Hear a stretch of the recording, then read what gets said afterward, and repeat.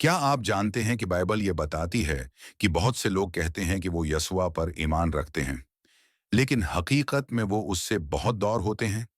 एक शख्स यस्वा के पास आता है और पूछता है, मैं जन्नत में कैसे जा सकता हूँ? यस्वा कहता है, मुझ पर ईमान रखो। लेकिन मसला ये है कि हम आज के ज़माने में ईमान को गलत समझते हैं। हम समझते हैं कि ईमान का मतलब बस ये है कि हाँ, मैं मानता हूं कि यह बात सच है।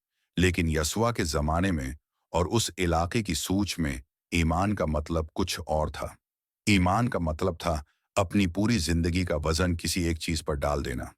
इसीलिए यस्वा ने कहा कि क़यामत के दिन कुछ लोग आएंगे और कहेंगे, क्या हमने तेरे नाम से बड़े बड़े काम नहीं किए? क्या हमने मोजज़े नहीं किए? और यस्वा कहेगा, मैं तुम्हें जानता ही नहीं। क्यों? क्योंकि यस्वा कहता है, मैं भूखा था, तुमने मुझे खाना नहीं दिया। मैं कैद में था, तुम मुझे मिलने नहीं आए।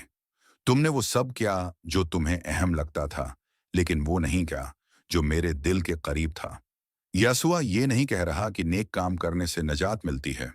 वो ये कह रहा है कि अगर तुम वाकई मुझ पर ईमान रखते हो, तो वो ईमान तुम्हारी जिंदगी में नजर आएगा।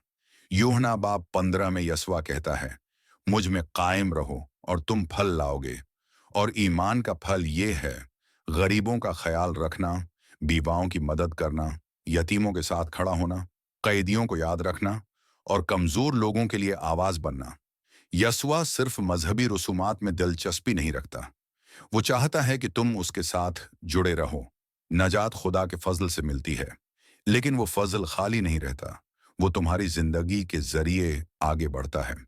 तो सवाल ये नहीं कि क्या मैंने दुआ पढ़ी थी, सवाल ये है, मेरी जिंदगी किस तरफ जा रही है? क्योंकि अगर ईमान सच्चा है, तो वो सिर्फ बातों में नहीं रहता, वो तुम्हारे हाथों, कदमों और फैसलों में नजर आता है।